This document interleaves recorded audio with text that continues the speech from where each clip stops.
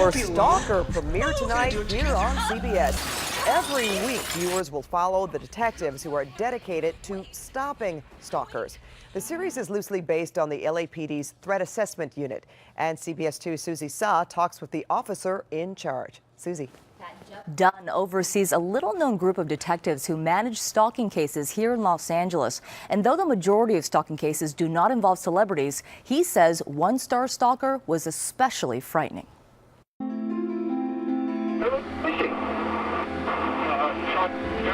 He had duct tape, he had zip ties.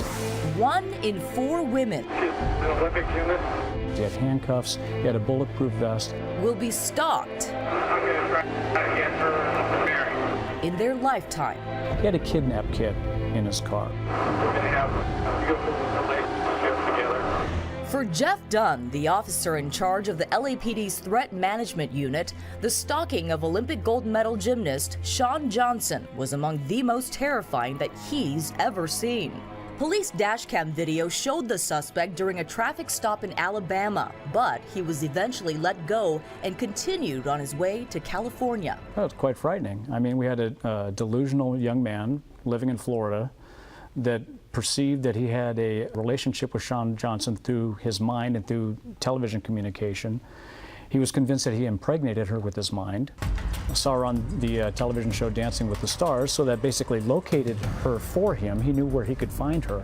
He gets into his car and he drives across country, 3,000 plus miles, to make his way to a soundstage where Shawn was filming the show. He's got a shotgun, he's got a .45 caliber handgun that he secreted into a book. Dunn says the suspect made it all the way to the gates of a TV studio with Johnson inside before being apprehended by security. With celebrity cases and a lot of times when we're dealing with public figures, mental health issues are driving the behavior. Mental health issues that caused an obsessed fan to shoot and kill My Sister Sam actress Rebecca Schaefer in the doorway of her LA apartment 25 years ago. The killer had been stalking Schaefer for 3 years. Had the Threat Management Unit been in existence at the time that Rebecca Schaefer was filming that show, I'm extremely confident that she'd still be alive today. Dunn says most cases do not involve celebrities. 85 to 90% of the time that involves people other than celebrities. Our goal is to prevent crime, so there's a lot of case management involved. Dunn, who is now using his expertise as a consultant for CBS's new suspense drama Stalker, emphasizes if you are a victim of a stalker, do not suffer in silence. Stalking's a crime, and there's a lot of related behaviors, that go along with stalking: criminal threats, harassing phone calls, trespass, vandalism, batteries, assaults.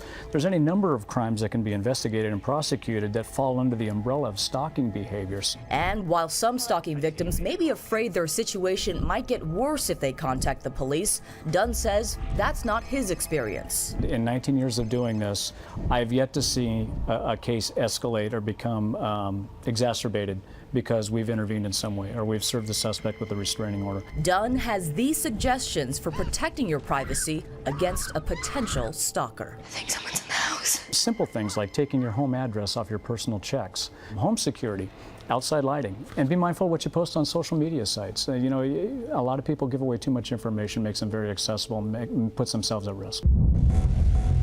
Well, Dunn also says the most common stalker is the result of a failed relationship, personal or work-related, where there's a feeling or perception of injustice. Pat, back to you.